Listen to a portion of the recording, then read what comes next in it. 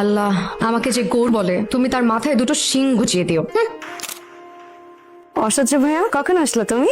নির্লজ্জ বেহায়া গরু ফেল করে আবার হাসতেছে। এই যা ওখানে গিয়ে দাঁড়া। কেন দাঁড়াবো? হ্যাঁ দেখি। গন্ধ, কাঁচা গোবরের গন্ধ। এটা কিন্তু একদম ঠিক না।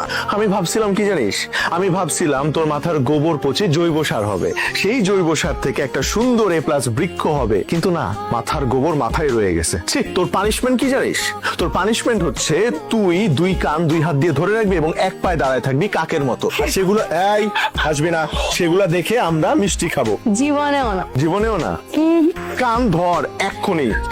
এই হয়েছে? ভাইয়া পারফেক্ট। একেবারে দাওয়া। এই ফেলে মিষ্টি কি যে মজা।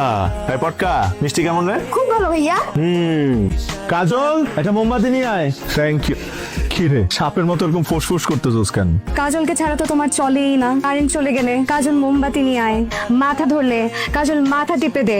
সব কাজে তোমার যদি কাজলকেই লাগে, তাহলে কাজলকে অপমান করলা কেন? তোর সম্মান আছে নাকি যে তোকে অপমান করব? সম্মান থাকলে সে অপমান করব।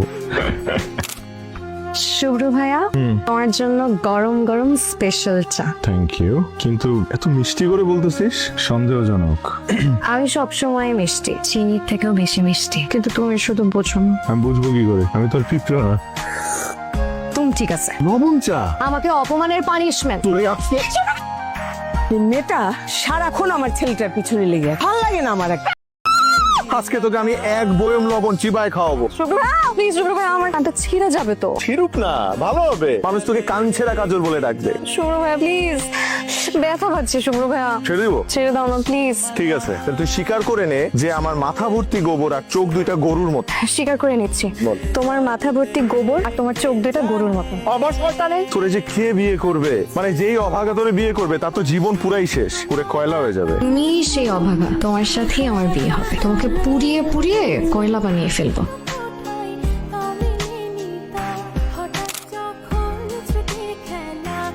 আচ্ছা অসহ্য ভাইয়া, তুমি সব সময় একটা গানই শোনো, বোরিং লাগে না? প্রিয় কোনো জিনিস বোরিং হয় না, প্রিয় সব সময় প্রিয়, সেটা যে কোনো প্রিয় জিনিসই হোক।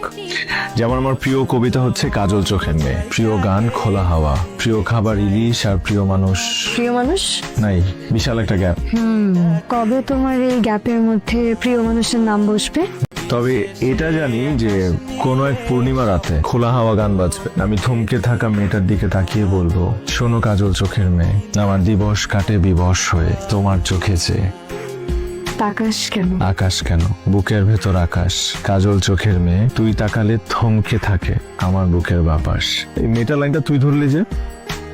একটা জিনিস খেয়াল করেছো অসহ্য ভাইয়া? কি? কবিতার শেষ দুইটা লাইন, তুই তাকালে থমকে থাকে আমার বুকের বাপাস। তার মানে তোমার জীবনে যে প্রিয় মানুষটা হবে, সে একটা তুই হবে, তুমি না। আপনার কলটি এই মুহূর্তে ওয়েটিং এ আছে। আপনার কলটি এই একটা বিকেল আমাকে উপহার দেওয়া যায়? কেন বলুন তো? তোমার মনের সিঁড়ি বেয়ে উপরে উঠতে চাই। শুরুটা তো করি। ঠিক আছে, ভালো দেখা হচ্ছে। Okay bye. বাই। এত কথা কার সাথে শুনি? যার সাথে ইচ্ছা তার সাথে। তুই এতবার কল দিচ্ছিস কেন সেটা বল। আমাকে কেন বলবো? আমি তো আর তোমার কেউ না। অবশ্যই তুই আমার কেউ না, কেউ না হয়েও এতবার কল দিচ্ছিস, জরুরি কিছু নাকি? আমার উচিত তোমার ফোনটা এখনই রেখে দেয়া, দে। কিন্তু আমি তো পারছি না। বুধবার হিমুভাইয়ের বার্থডে, বুধবার ক্লাস শেষ করে সোজা বাসায় চলে আসবা। হিমুভাই বার্থডে? তবে তো আসতেই হয়। আইসো, রাখি। ঠিক আছে, বাই। আজ আমার টার্গেটে এত সুন্দরভাবে চোখে কাজল দিব, যদি তোমার হৃদয় বলে কিছু থেকে থাকে তবে আমাকে আর গরুর চোখ বলতে পারবে না, বলতে বাধ্য হবে সত্যি সত্যি আমি একটা কাজল চোখের মেয়ে। অসহ্য ভাইয়া, কেমন লাগছে আমাকে? তোকে তোকে খুব সুন্দর লাগছে, মনে হচ্ছে খুব সুন্দর করে সাজানো একটা গরু। আগামী কোরবানি ঈদে হাটে বিক্রি করা যাবে। আই যা, বাকি কাজগুলো কর।